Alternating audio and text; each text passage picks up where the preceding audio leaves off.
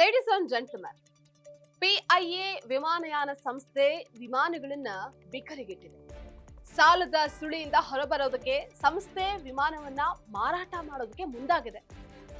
ಆದ್ರೆ PIA ವಿಮಾನಗಳನ್ನ ಕೊಳ್ಳೋದಕ್ಕೆ ಯಾರೂ ಸಹ ಮುಂದೆ ಬರ್ತಾ ಇಲ್ಲ. ಎಸ್ ವೀಕ್ಷಕರೇ, ನೆಲ ಜಲ ಭಾಷೆಗಾಗಿ ಪ್ರಾಮಾಣಿಕ ಪತ್ರಿಕೋದ್ಯಮ. ನೀವು ನೋಡ್ತಾ ಇದ್ದೀರಾ ಫೋಕಸ್ ಟಿವಿ.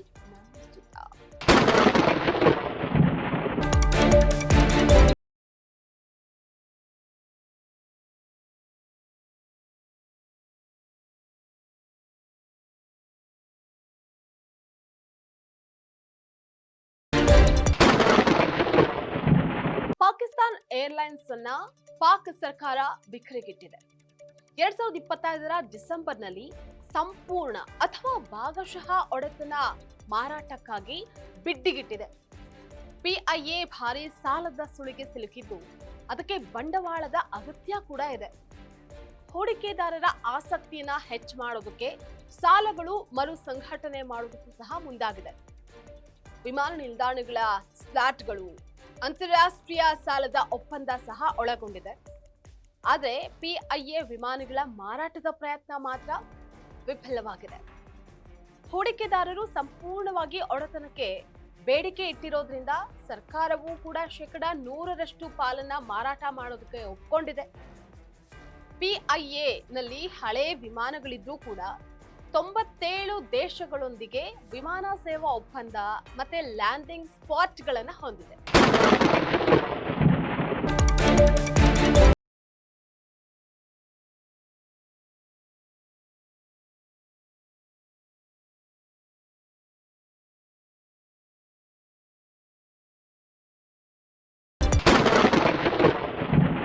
ಸುರಕ್ಷಿತ ದಾಖಲೆ ಇಲ್ಲದೆ ಇರೋದು, ಕೆಟ್ಟ ಕಾರ್ಯಕ್ಷಮತೆ, ಟಿಕೆಟ್ ರದ್ದತಿ, ಆರಾಮದಾಯಕ ಸೇವೆ ನೀಡುವಂತಹ ನಿಟ್ಟಿನಲ್ಲಿ ವಿಫಲವಾಗಿದೆ. 2020ರಲ್ಲಿ ರಾಷ್ಟ್ರೀಕರಣದ ಸಮಸ್ಯೆ, ಅಕ್ರಮ ಕಾರ್ಯಾಚರಣೆ, ಯುರೋಪಿಯನ್ ವಾಯು ಪ್ರದೇಶ ನಿಷೇಧ ಹಾಗೆ ನಿರ್ಬಂಧ, ಸಮಯ ಪಾಲನೆಯಲ್ಲಿ ವಿಫಲತೆಯನ್ನ ಕಂಡಿದೆ. ಜಾಗತಿಕ ಮತ್ತೆ ಪ್ರಾದೇಶಿಕ ವಾಹನಗಳಿಗಿಂತ ಹಿಂದೆ ಇರುವಂತಹದ್ದು, ಹಾಗೆ ರಾಜಕೀಯ ಹಸ್ತಕ್ಷೇಪ, ಸಂಸ್ಥೆಯಲ್ಲಿ ಭ್ರಷ್ಟಾಚಾರ, PIA ಸೇವಾ ಸ್ಥಿರತೆ ಇಲ್ದಲೇ ಇರುವಂತಹದ್ದು, ಹೊಸ ಉಪಕರಣಗಳ ಅಳವಡಿಕೆಗೆ ನಕಾರ ಮಾಡಿದೆ. ಗ್ರಾಹಕರ ತೃಪ್ತಿಗೊಳಿಸುವಂತಹ ನಿಟ್ಟಿನಲ್ಲಿ ವಿಫಲತೆ ಸೇರಿದಂತೆ ಎಲ್ಲದರಲ್ಲೂ ಕೂಡ PIA ವಿಫಲವಾಗಿದೆ.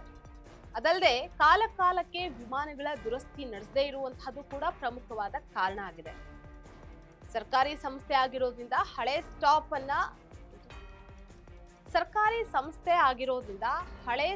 ಅನ್ನ ಬಿಡುವಂತಿಲ್ಲ, ಹೊಸ ಸ್ಟಾಫ್ ಅನ್ನ ನೇಮಿಸುವಂತಿಲ್ಲ. ಹೀಗಾಗಿ PIA ವಿಮಾನ ಮಾರಾಟ ವಿಫಲವಾಗಿದೆ.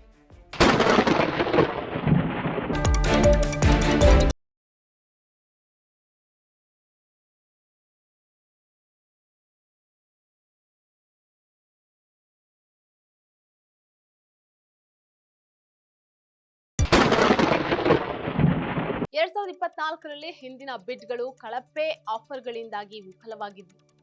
ಹೊಸ ಮಾಲೀಕರು ತೆರಿಗೆಗಳು ಮತ್ತೆ ವಿಮಾನ ನಿಲ್ದಾಣದ ಶುಲ್ಕಗಳಂತಹ ಬಾಕಿ ಉಳಿಸಿಕೊಂಡಿದ್ದಾರೆ. ಜೊತೆಗೆ PIA ನಲ್ಲಿ ಖಾಸಗೀಕರಣ ಪ್ರಕ್ರಿಯೆ ನಡೀತಾ ಇದೆ.